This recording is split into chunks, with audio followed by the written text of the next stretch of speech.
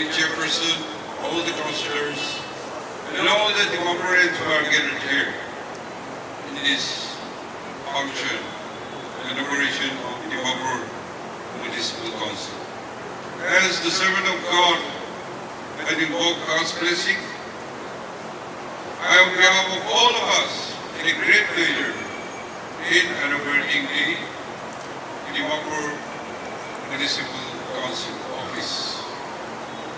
I hope and pray that this office will serve the citizens of Dimapur, in particular, and in the Nagas, being a commercial hub. So God help us and bless this house and the functionings for the benefit of our people.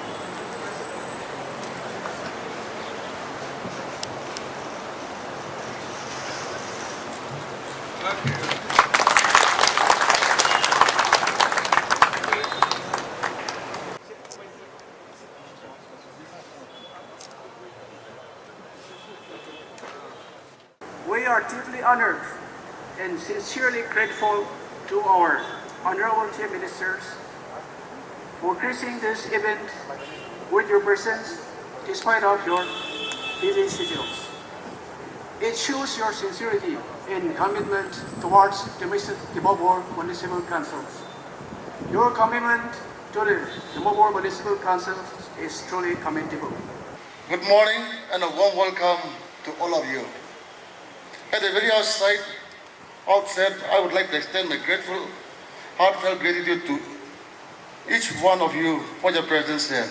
Your support and participation are invaluable to us. I would like to express a sincere thanks to the government under the tall leadership of our Honorable Chief Minister Sri Niphirio for allotting this office space to us. Thank you, sir. This gesture not only provides us with a functional office, but also symbolizes the trust and responsibility bestowed upon us to serve effectively. I would also like to thank Sir Abu Mehta, Chairman Aiden, for his generosity and willingness to help the DMC. Thank you, sir. The office has been functioning here since the last week of August. Moving the office here has created a much-needed change for the DMC. People and staffs have shared with me that it feels like a proper office now. The DMC was and is in need of change. In that effort, DMC has started the process of digitizing the trade license branch. Once that process is completed, we will start with other branches. The DMC is also active in Swasta Hi Seva campaign, focusing on community engagement and awareness around cleanliness and waste management. A series of activities has been planned to promote these activities. Just recently, we have formed a committee to look into the closure of certain open vendors market in the town area and in the days ahead. We will also be initiating the process to create a Dimapur drainage master plan as resolved in the last board meeting. In all this, we remain dedicated to women and youth empowerment. Along with the efforts, it is also pertinent to share the challenges faced by the DMC. Our municipal has been grappling with several issues that have hindered our progress. One of the main primary concerns is the revenue generation, owing particularly to the closure of vehicle entry tax, entry fees, and toll duties. This has adversely limited our ability to provide essential service and development projects. The DMC is struggling to even pay salaries, devoted mandatory benefits like gratuity, leave encasement, etc. Rampant employment has further compounded our problems. These challenges, along with other systematic issues, has created a complex environment that requires immediate and strategic intervention. Additionally, the absence of council for the past 2 decades has left a trail of inefficiency and challenges. Unless these issues are addressed with timely intervention and help from the government, it will leave them crippled and handicapped. Today is a day where the Dimapurians, we are so happy that for over 20 years, which we have been expecting and waiting for it, have come into reality only today. This remarkable achievement is because of the intervention of our dynamic Chief Minister. Under his leadership, whose wisdom and authority, that this could come into a reality. Because of the fact that we have seen government have been toppled, many lives have been lost, and also there was a long litigation about the ULB in the Supreme Court. But overcoming all those hurdles and smooth conduct of the ULB elections and over and above, we are inaugurating this beautiful complex as a Dimapur Municipal Councillor's office. This credit goes to none other than our Honorable Chief Minister. It is an achievement under this leadership.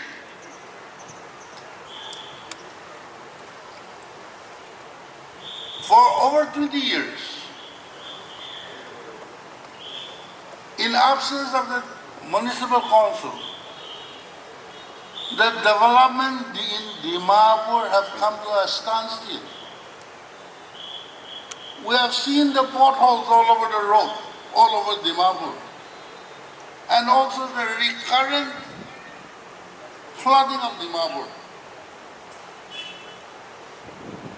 which is a scourge to our Dimapurians during every summer. This is mainly caused due to the absence of proper sewer or drainage system in Dimapur. We have lots of problems which we will definitely be submitting to our Honorable Chief Minister with our begging bowl. But most importantly, which I want to emphasize today, taking advantage of our Chief Minister in our presence, I want to impress upon him the needs, the immediate requirement of Dimapur. First of all, we need the road to be improved of all over Dimapur city. Secondly,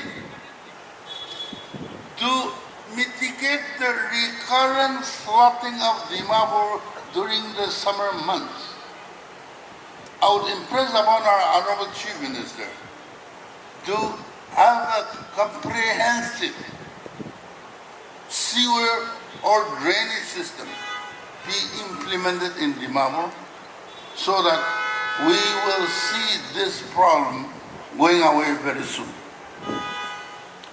Besides that, to ease the traffic congestion in Dimapur, except on Sundays, other days we are being halted for hours and hours because of traffic jam. I would request that the flyover be constructed between Dimapur and Nagaland over the railway track so that this traffic congestion will be eased. And I'm sure there was already a project in the making. I've come across that. To bypass the Dimapur city from the Nagaland police gate to Zion. Sir, I don't know at what status this project is lying, but if you can kindly activate this project, we shall be very happy. Therefore, our request today is 3 major projects.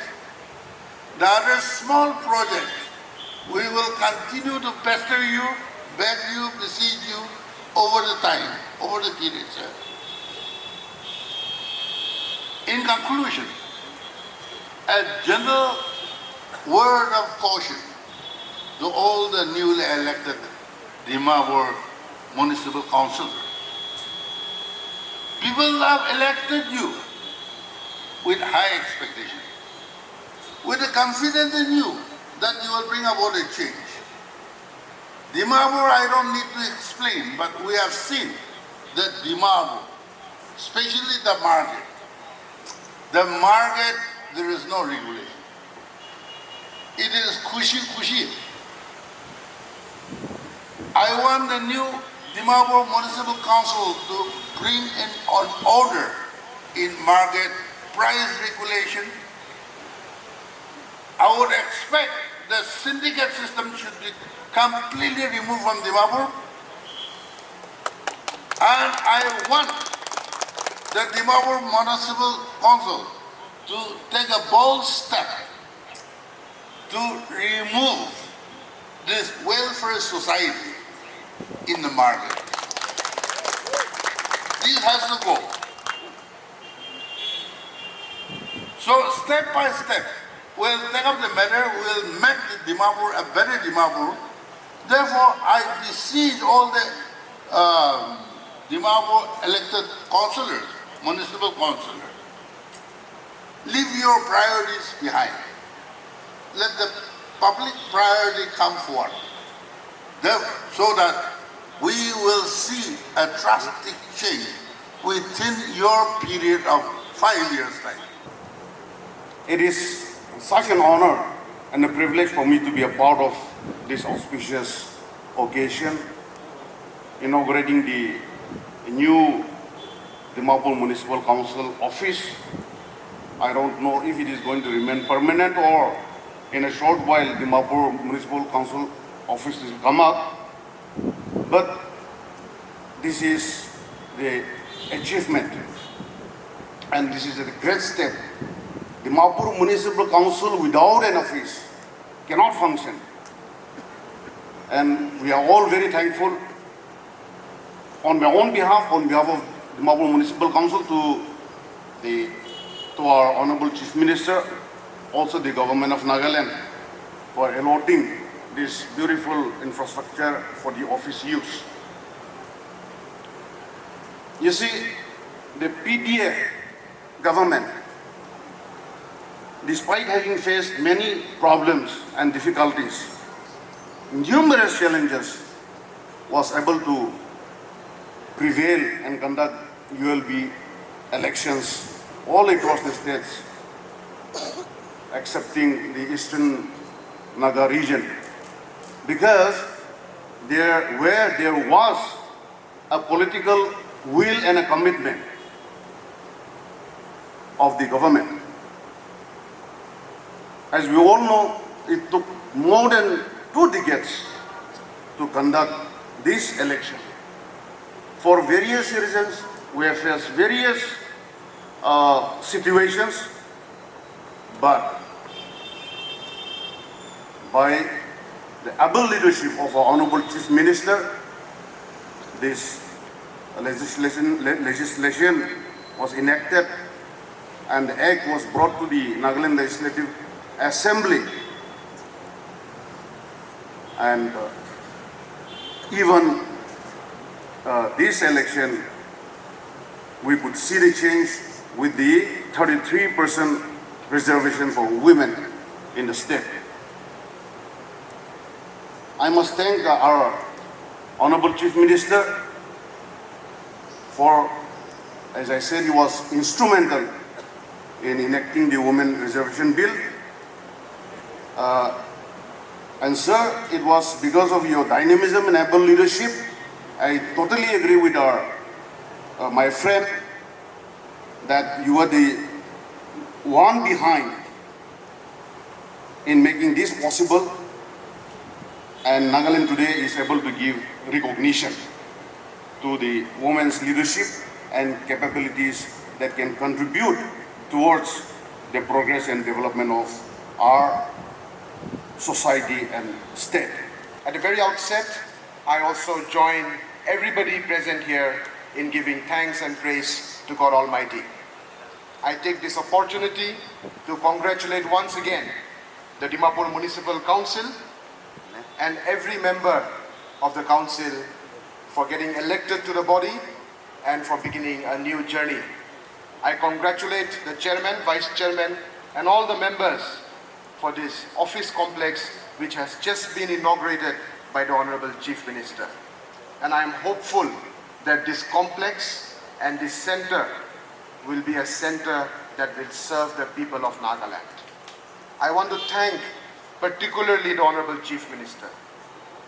He has always been on us, pursuing, reminding us on how the office complex is progressing. It was on his advice, on his guidance that we identified this space to set up this office. After the formation of the DMC post-elections, one challenge that faced us was the condition of the existing DMC office. If we are to deliver efficiency, if we are to deliver the goods and to serve the public, we need good infrastructure, good space to work and function. And it was on CM's guidance that we identified this space. From the day we decided to use this to the day it was renovated and repaired, it was his guidance and advice that brought us thus far. Thank you, Chief Minister, sir, for your guidance, your support, and we continue to look forward to your cooperation in the days to come. As previous speakers has already stated, the existing office of the DMC is not in a very good condition to function from right now. It is in this context that we identified this space. This is not a permanent solution, it is a temporary solution, and we hope that very soon, with the support of the citizens of Dimapur, we will have a state-of-the-art DMC office at the appropriate place and that they will be able to function from there. We all have to praise God for this day, how we could come together and celebrate in this manner, inaugurating the Dimapur Municipal Council new office. When I look at our councillors throughout the state, where 25 ULB election conducted. The success story, the peaceful conduct of election, and the members elected who has integrity and have a lot of experience. The youngsters, highly educated, professional, and very anxious to help and work for their community. Particularly in Dimapur, you have a mixture of seniors, experienced people. You have first time and new faces who are highly educated, also experienced. I have a huge and I have a lot of expectation from all of you as the citizens of Nagaland and Dimapur in particular. Your commitment to serve our people will start seriously from today with this new office. As mentioned by the previous speakers, our journey to accomplish this moment, the urban local bodies, was a giant task, a lot of challenges. We had faced all situations, but by the grace of God and the people's unity and support, we could achieve it. This panchayati, urban local bodies, ULB, 74th Amendment Act was passed in 2001 and Nagaland adopted in 2002, the Assembly. Now when I took over, the court gave a show cause notice as contempt of court, why we are not conducting the municipal and town council elections with reservations of 33% of women. And we tried all means, we failed. And so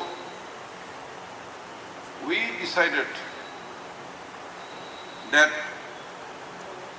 state will pass its own act after consultation with the civil societies, tribal laws. And meanwhile, for not conducting election with 33% reservation for women, we could not get the grant from the Finance Commission. These 2 decades we had suffered, we lost, and we took a desperate attempt, having consultation with the tribal laws, civil societies, all agencies, and then finally we concluded that we will support. And that was conveyed to the court. But then some groups, they have backed out again. So we face contempt of court. And with desperateness, the state government decided that we'll repeal the Central Act and pass our own act, which is wrong. We know no state can repeal the Central Act. And therefore, we immediately got a contempt of court. But finally, when the show cause notice was given to all the tribal leaders, civil society leaders, and they themselves appeared in court. And we had finally agreed. And therefore, we passed an act in the State Assembly to keep 33% reservation, and others, taxations and other things, will leave it to each and every municipal and town council. So, the Supreme Court was very kind to us. They know our unique situation, our tradition, our customary laws. That's why, as long as you keep the women reservation, you do what is good for you. And when we finally conducted the election, we got appreciation from the Supreme Court, and also this was splashed in the national papers in front pages. So this success story is a collective effort from the public leaders, and the political will that has brought us thus far. Now that we are settled, 25 ULBs are in place. 14 in the eastern region is yet to take place. But government decided and announced also, we will share the funding that has come with them also.